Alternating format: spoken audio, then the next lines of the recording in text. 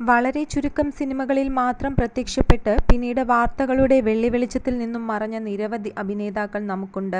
എന്നാൽ ഒരൊറ്റ പടം കൊണ്ടു തന്നെ പലപ്പോഴും പ്രേക്ഷകർ അവരെ എന്നെന്നും ഓർക്കും. അത്തരമൊരു മുഖമാണ് മലയാളികൾക്ക് വേണു നാഗവള്ളി സംവിധാനം ചെയ്ത കളിപ്പാട്ടം എന്ന ചിത്രത്തിൽ മോഹൻലാലിന്റെയും ഉർവശിയുടെയും മകളായി അഭിനയിച്ച പെൺകുട്ടി. ദീപ്തി പിള്ളയായിരുന്നു ആ വേഷം അവതരിപ്പിച്ചത്. ദേശീയ പുരസ്കാര ജേതാവായ ശിവന്റെ മകനും സംവിധായകനുമായ സഞ്ജീവ് ശിവന്റെ ഭാര്യയാണ് ദീപ്തി പിള്ള. ഇന്ന് സന്തോഷ്, സംഗീത് ശിവന്മാരുടെ ഇളയ സഹോദരനാണ് സഞ്ജീവ്. അഭിനയത്തിനൊപ്പം തന്നെ സംവിധാനത്തിലും കഴിവ് തെളിയിച്ചിരിക്കുകയാണ് ദീപ്തി പിള്ള ഇപ്പോൾ. ദീപ്തി സംവിധാനം ചെയ്ത ഡീകോഡിംഗ് ശങ്കർ എന്ന ഡോക്യുമെന്ററിക്ക് Toronto international women's film festival best documentary award അടക്കം നിരവധി അന്തർദേശീയ പുരസ്കാരങ്ങളാണ് ലഭിച്ചിരിക്കുന്നത്. ശങ്കർ മഹാദേവന്റെ ബയോഗ്രഫിയാണ് ഇത്. മൂന്നിലൊന്ന് എന്നൊരു ചിത്രത്തിലും മുൻപ് ദീപ്തി അഭിനയിച്ചിട്ടുണ്ട്.